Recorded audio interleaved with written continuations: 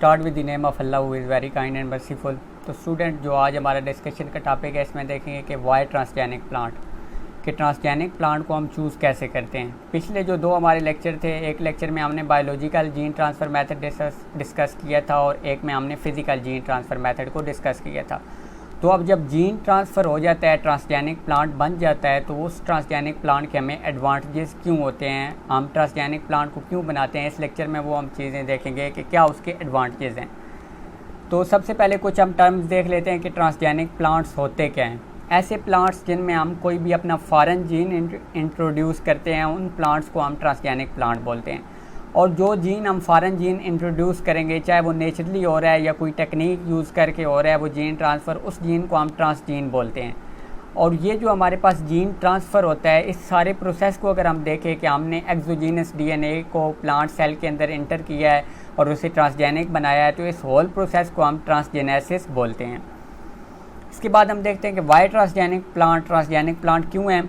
तो कुछ इसके एडवांटेजेस हैं। सबसे पहले हमारे पास है इंसेक्ट रेजिस्टेंस प्लांट, कि हम प्लांट को इंसेक्ट्स के अगेंस्ट रेजिस्टेंस बनाते हैं।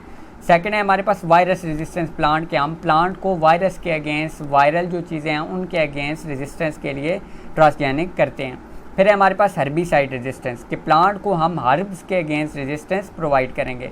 फिर हमारे पास है वैक्सीन प्रोडक्शन, कि प्लांट्स को हम मॉडिफाई करके कोई उसमें ट्रांसजीन ऐड करके, फॉरेन जीन ऐड करके हम वैक्सीन प्रोडक्शन भी प्लांट के थ्रू कर सकते हैं।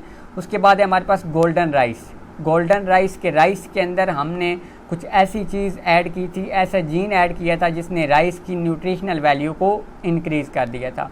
उसके बाद हमारे पास है फ्लेवर सेवर टोमेटो, कि हम टोमेटो ऐसा बनाएं कि जो जल्दी हमारे पास राइपनिंग जिसकी जल्दी ना हो और उसका टेस्ट भी बेहतर रहे।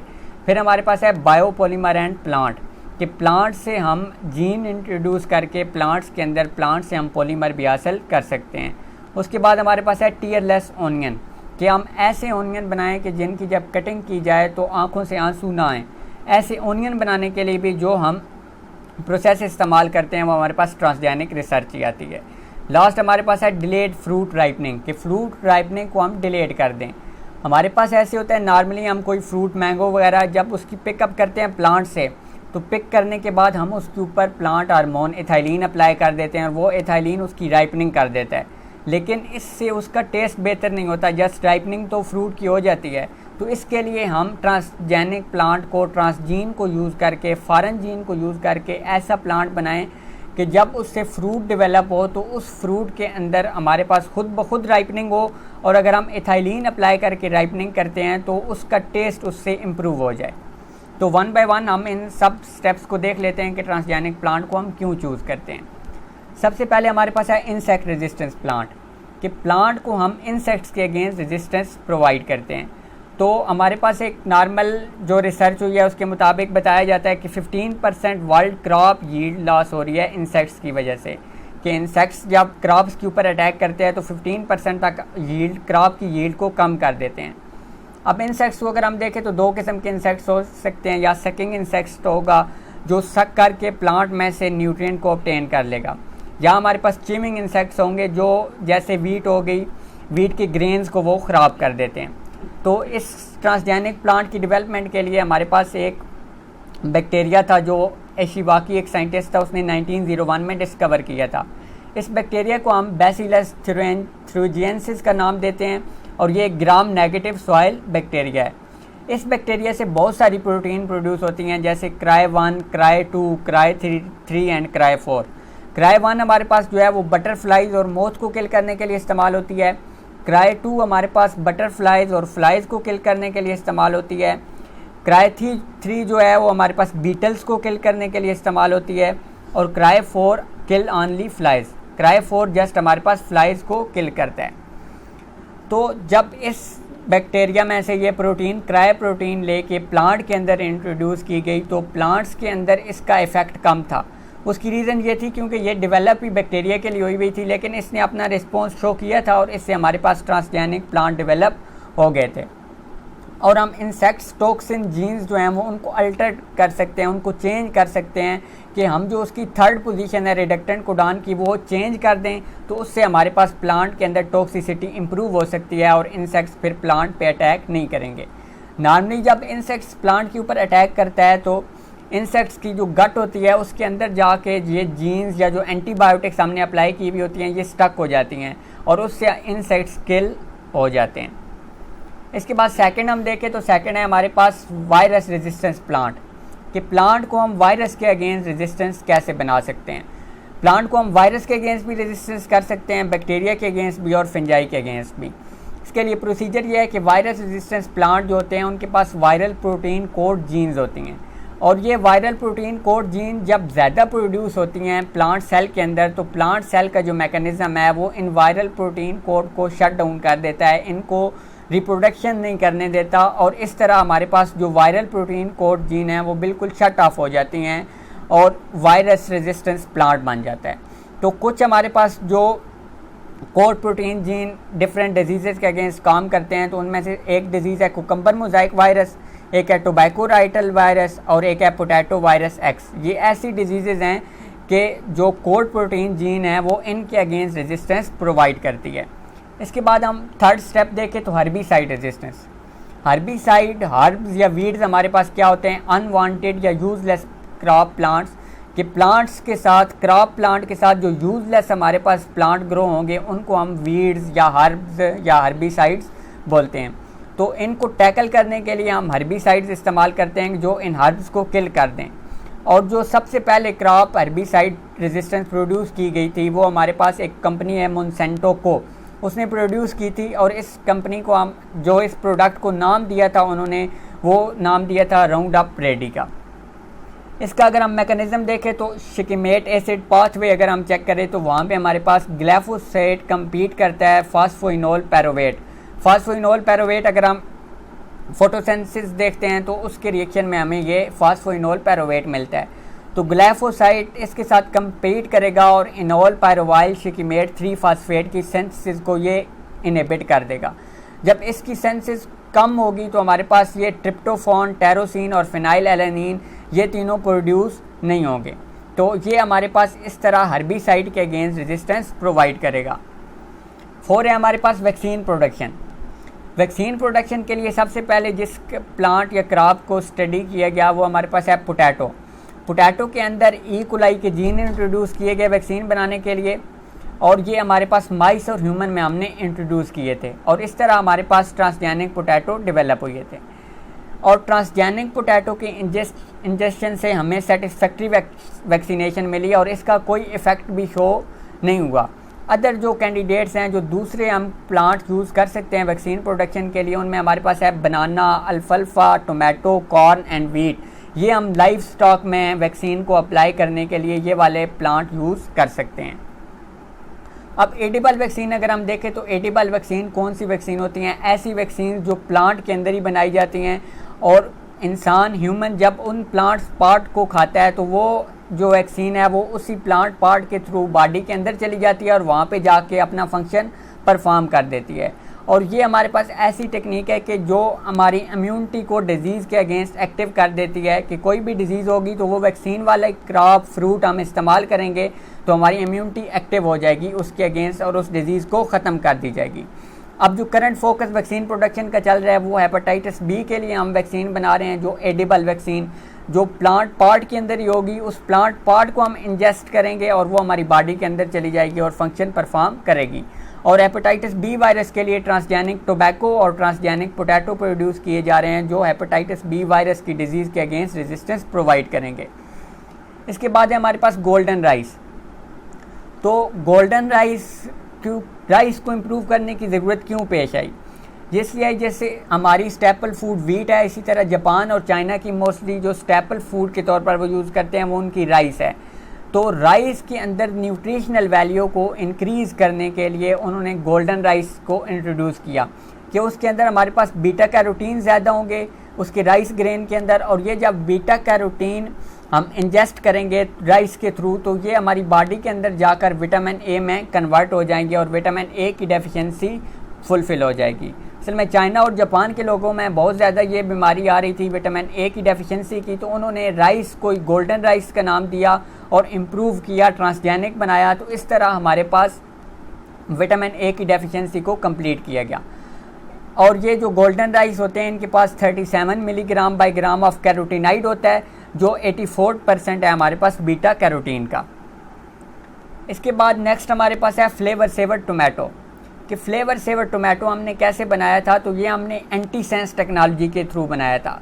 जैसे हम राइबोसोमल इंटरफेरिंग साइलेंसिंग कम्प्लेक्स की बात करते हैं, रिस्क जिसकी शॉर्ट फॉर्म है, तो वहाँ पे एंटीसेंस टेक्नोलॉजी इस्तेमाल होती है कि हम उन जीन को साइलेंस कर देते हैं जो फ्रूट के डिके के लिए रिस्पॉन्सिबल होते हैं। तो हमने फ्लेवर सेवर टोमेटो बनाने के लिए वो जीन जो इस टोमेटो को ख़राब कर रहे थे, जल्दी राइपनिंग कर रहे थे, उनको हमने रिप्रेस कर दिया। तो इस वजह से अब हम टोमेटो को लॉन्ग टर्म के लिए रख सकते हैं। इसके बाद हमारे पास आ जाता है बायोपॉलीमर्स एंड प्लांट, कि प्लांट को यूज़ करके हम पॉलीमर भी ऑब्टेन कर सकते हैं। तो मोस्टली जो प्लांट के सीड्स हैं ये रिस्पॉन्सिबल होते हैं या पोटेंशियल सोर्स है हमारे पास कि इससे हम पॉलीमर को ऑब्टेन कर दें और ईजिली एक्सट्रैक्ट कर सकते हैं। इसमें हमारे पास पॉली हाइड्रोक्सी अल्कोनेट की एक टाइप है जिसको हम बोलते हैं पॉली बीटा हाइड्रोक्सी ब्यूटायरेट। तो ये अरेबिडोप्सिस और मस्टर्ड प्लांट में प्रोड्यूस होता है। PHB को हम ये जो पॉली बीटा हाइड्रोक्सी ब्यूटायरेट है, पॉलीमर है, इसको हम कैनोला सीड के अंदर भी प्रोड्यूस कर सकते हैं। लेकिन इसके लिए हमें क्या करना पड़ेगा कि एक बैक्टीरियम है वो अल्कली जीन यूट्रेपस, जब हम उस बैक्टीरिया के 3 जीन्स को ट्रांसफ़र करेंगे तो एज ए रिज़ल्ट हमारे पास PHB सिंथेसिस हो जाएगी। और ये जो हम जीन ट्रांसफ़र करते हैं ये हमारे पास PHB सिंथेसिस जो पाथवे है इसके अंदर जाके एंजाइम्स की कोडिंग करता है और एज ए रिज़ल्ट हमारे पास PHB प्रोड्यूस हो जाता है, पॉली बीटा हाइड्रोक्सी ब्यूटायरेट। ये एक पॉलीमर है। और एक पॉलीमर जो रिसेंटली बनाया गया है PHBV जिसको बोलते हैं, ये अल्कली जीन फर्मेंटेशन से बनाया गया है। और इस पॉलीमर जो हम मार्केट में सेल कर रहे हैं इसका नाम है बायोपोल। ये मुख्तलिफ फैक्ट्रीज़ वाले बायोपोल ले जाते हैं और इससे आगे जो डिफरेंट चीज़ें हमारे पास पॉलीमर की बनी हुई होती हैं वो बनाते हैं। नेक्स्ट जो हमारे पास इसका एडवांटेज है वो है टीयरलेस ओनियन, कि जो हमारे पास प्याज हैं उनको हम ऐसे करें कि जब हम उनकी कटिंग करें तो आंसू ना आए। तो इसके लिए हमने क्या किया था कि जो वोलेटाइल ऑर्गेनिक कंपाउंड जो एवेपोरेट हो रहे होते हैं उनको हमने, उनके जीन्स को हमने साइलेंस कर दिया, उनके जीन को हमने ख़त्म कर दिया। अब वो वोलेटाइल कंपाउंड प्रोड्यूस नहीं होंगे तो हमारे पास जो ओनियन होगा वो टीयरलेस ओनियन होगा। नेक्स्ट हमारे पास है डिलेड फ्रूट राइपनिंग, कि हम ट्रांसजेनिक टेक्नोलॉजी को यूज़ करके फ्रूट राइपनिंग को भी डिले कर सकते हैं। ये हमारे पास मोस्टली जो ट्राई किया गया है वो टोमेटो के लिए ट्राई किया गया कि टोमेटो की जो शेल्फ़ लाइफ है उसको हम ज़्यादा से ज़्यादा कर सकें। टोमेटो मोस्टली जब राइपन होते हैं तो वो जल्दी सॉफ्ट हो जाते हैं, जब हम उनकी शिपमेंट कर रहे होते हैं, मार्केट तक ला रहे होते हैं, तो ये बहुत ज़्यादा हमारे पास एक चैलेंजिंग टास्क था कि हम टोमेटो को ऐसे बनाएं कि उनकी शेल्फ़ लाइफ इंक्रीज़ हो जाए। तो टोमेटो को हम जब यूजली पिक करते हैं तो उनके ऊपर प्लांट हार्मोन एथाइलिन अप्लाई करते हैं, वो उनकी राइपनिंग कर देता है, लेकिन इससे उनका टेस्ट इम्प्रूव नहीं होता। तो हमने इसके लिए क्या किया था कि जीन इंट्रोड्यूस किए गए थे, जेनेटिकली मॉडिफाइड जीन, ऐसे जीन के जिनके थ्रू एथाइलिन की प्रोडक्शन उसके अंदर कम हो और वो राइपनिंग से पहले ही उसका टेस्ट अच्छा हो। जब राइपनिंग से पहले उसका टेस्ट अच्छा होगा तो हम अगर उसके ऊपर एथाइलिन हार्मोन अप्लाई भी करते हैं तो वो राइपनिंग उसकी हो जाएगी और उसका टेस्ट भी बेहतर हो जाएगा। तो इस तरह हमने फ्रूट राइपनिंग को भी डिले कर सकते हैं ट्रांसजेनिक टेक्नोलॉजी को इस्तेमाल करके। फिर हमारे पास आ जाता है कलरफुल कॉलीफ्लावर, कि हमने बहुत सारी ऐसी कॉलीफ्लावर बनाई थी कि उनके अंदर जीन इंट्रोड्यूस किया और उस जीन के हिसाब से उनका कलर चेंज होता गया। तो नेक्स्ट स्लाइड में हमारे पास वायर ट्रांसजेनिक प्लांट को एक डायग्राम, एक फ्लो चार्ट में एक्सप्लेन किया गया है कि हमारे पास ट्रांसजेनिक प्लांट कैसे काम करते हैं या उनके एडवांटेजेस क्या हैं। तो सबसे पहले हमारे पास है न्यूट्रिशनल क्वालिटी, के वो प्लांट की न्यूट्रिशनल क्वालिटी को इम्प्रूव करते हैं। सेकंड हमारे पास है कि हर्बिसाइड रेजिस्टेंस, के ट्रांसजेनिक प्लांट जो होंगे वो हर्बिसाइड हर्ब्स के अगेंस्ट रेजिस्टेंस होंगे। फिर हमारे पास आ जाता है इंसेक्टिसाइड रेजिस्टेंस, के जो हमारे पास ट्रांसजेनिक प्लांट होंगे वो इंसेक्ट्स के अगेंस्ट भी रेजिस्टेंस प्रोवाइड कर सकते हैं। फिर हमारे पास स्ट्रेस आ जाती है, एबायोटिक स्ट्रेस भी हो सकती है और बायोटिक स्ट्रेस भी हो सकती है, कि उन दोनों स्ट्रेस के अगेंस्ट भी ट्रांसजेनिक प्लांट एक्टिव होंगे और अपना फंक्शन परफॉर्म करेंगे। फिर हमारे पास आ जाता है एनहेंस शेल्फ लाइफ, कि हम किसी भी चीज़ की शेल्फ लाइफ को, किसी क्रॉप प्लांट की शेल्फ लाइफ को बढ़ा सकते हैं ताकि वो जल्दी उसकी राइपनिंग ना हो।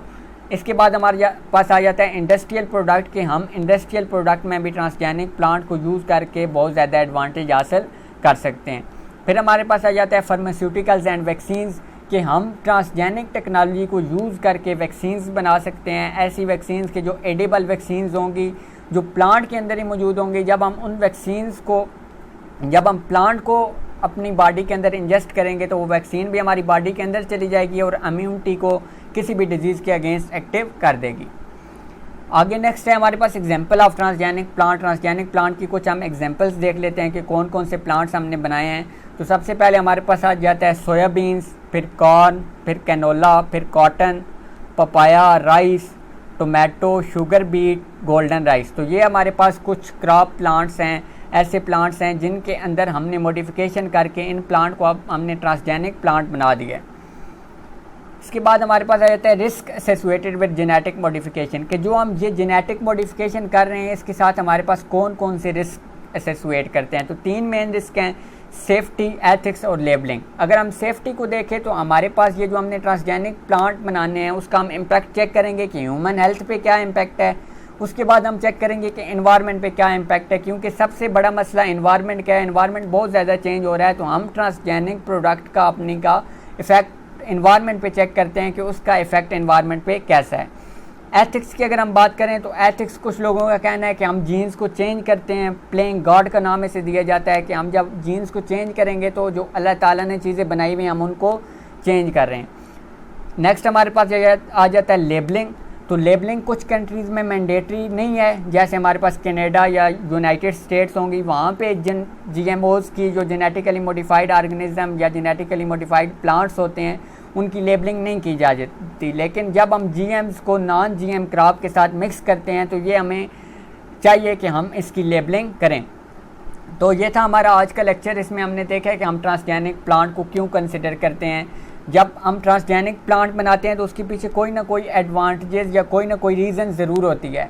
तो उससे हम न्यूट्रिशनल क्वालिटी को इम्प्रूव कर सकते हैं कि न्यूट्रिएंट उसके अंदर ज़्यादा हों। जब इंसान उस प्लांट को, उस क्रॉप को अपनी बॉडी के अंदर इंजेस्ट करेंगे तो उससे उनको ज़्यादा न्यूट्रिएंट्स मिलें, या हम इंसेक्ट्स या पेस्ट का अटैक के चांसेस ज़्यादा हैं तो हम प्लांट्स को उनके अगेंस्ट भी रेजिस्टेंस बनाते हैं। इसके अलावा सबसे मेन मसला शेल्फ़ लाइफ का होता है कि बहुत सारे हमारे पास ऐसे फ्रूट्स वेजिटेबल हैं जिनकी शेल्फ़ लाइफ बहुत ज़्यादा कम होती है, तो उस शेल्फ़ लाइफ को हम इंक्रीज़ करने के लिए ट्रांसजेनिक प्लांट यूज़ करते हैं। तो ये था हमारा आज का लेक्चर। इंशाल्लाह मिलते हैं नेक्स्ट वीडियो में।